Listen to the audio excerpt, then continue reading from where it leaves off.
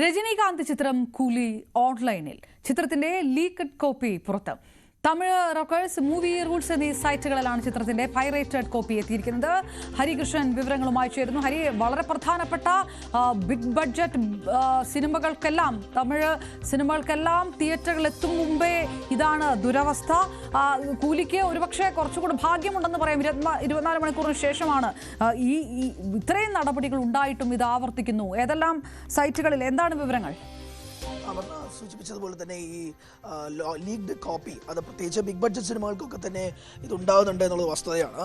ഈ സിനിമകൾക്കൊക്കെ തന്നെ, പ്രത്യേകിച്ച് ബിഗ് ബഡ്ജറ്റ് സിനിമകൾ 200 കോടി 300 കോടിക്കൊക്കെ ബഡ്ജറ്റിൽ വരുന്ന സിനിമകൾക്കൊക്കെ തന്നെ ഇതുപോലെ ലീക്ഡ് കോപ്പികൾ റിലീസാകുന്നുണ്ട്. പല രീതിയിലും ഇതുപോലെ അന്വേഷണങ്ങളൊക്കെ നടക്കുന്നുണ്ട്. പലരെയും അറസ്റ്റ് ചെയ്തിട്ടുണ്ട് എന്നൊക്കെ ഉണ്ടായിട്ടുണ്ടെങ്കിൽ പോലും രാജ്യവ്യാപകമായി തന്നെ ഇതിൻ്റെ കോപ്പി നടക്കുന്നുണ്ട്. പ്രധാനപ്പെട്ടും ടെലഗ്രാം പോലുള്ള ആപ്പുകളിൽ ഈ ചിത്രത്തിൻ്റെ കോപ്പി പുറത്തു പോകുന്നു എന്നുള്ളതാണ് മനസ്സിലാക്കുന്നത്. ടെലഗ്രാമിലൂടെ ഫ്രീ ആയിട്ട് തന്നെ ഇത് വളരെയധികം രീതിയിൽ ഇത് പോകുന്നുണ്ട്.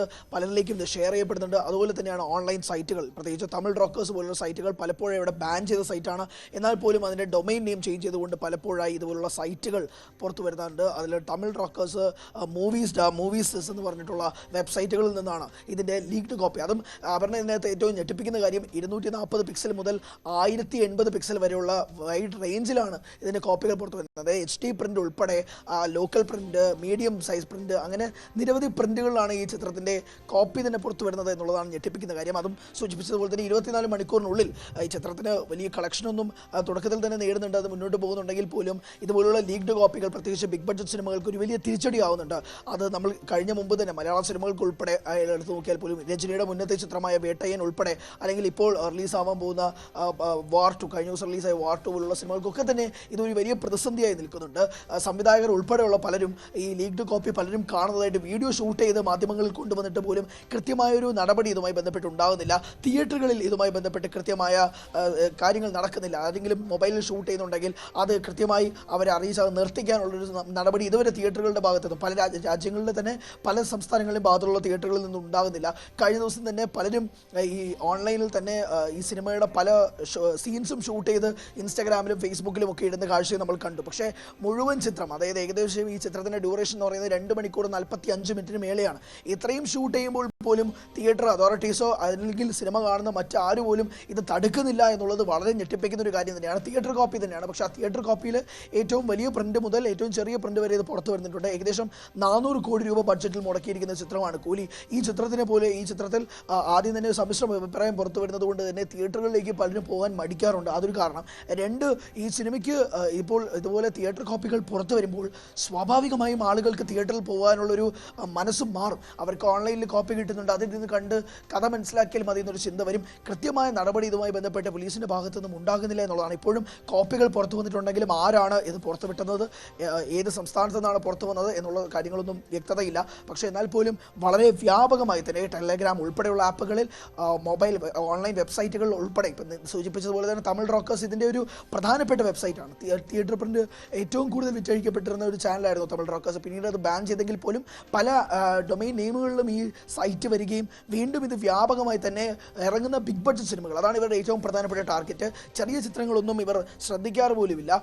വലിയ ചിത്രങ്ങൾ, വലിയ താരങ്ങളുടെ ചിത്രങ്ങൾ, ഇപ്പോൾ ഒരു വിജയ് ചിത്രം, രജനി ചിത്രം, അല്ലെങ്കിൽ ഹിന്ദിയിൽ നിന്ന് വരുന്ന സൽമാൻ, ഷാറൂഖ് ചിത്രം, അല്ലെങ്കിൽ മലയാളത്തിൽ നിന്ന് മോഹൻലാലോ, അല്ലെങ്കിൽ മലയാളത്തിൽ നിന്ന് വരുന്ന ഒരു പ്രധാനപ്പെട്ട ബിഗ് ബഡ്ജറ്റ് ചിത്രമാണെങ്കിൽ ഇവർ അത് ഉന്നം വെച്ച് ഏതെങ്കിലും തിയേറ്ററിൽ പോയി, ഇപ്പോൾ കഴിഞ്ഞ ദിവസം ഇപ്പോൾ ARM പോലുള്ള ചിത്രമൊക്കെ വന്നപ്പോൾ തിരുവനന്തപുരം ഏരീസ് പ്ലക്സ് തിയേറ്ററിൽ നിന്ന് പോലും ഷൂട്ട് ചെയ്ത് അത് കൃത്യമായി തിയേറ്റർ പോലീസിലെ അറിയിക്കുകയും ഒക്കെ ചെയ്തിരുന്നു. പക്ഷേ പല തിയേറ്ററുകളിലും ഇത് കൃത്യമായി അറിയിക്കാനുള്ളൊരു നടപടി ഉണ്ടാവുന്നില്ല. പലരിലേക്കും ഇത് എക്സാമിനേഷൻ പോകുന്നില്ല. ഇത് ആരാണ് ഷൂട്ട് ചെയ്യുന്നതെന്നോ കൃത്യമായ ധാരണകൾ ഉണ്ടാകാറില്ല.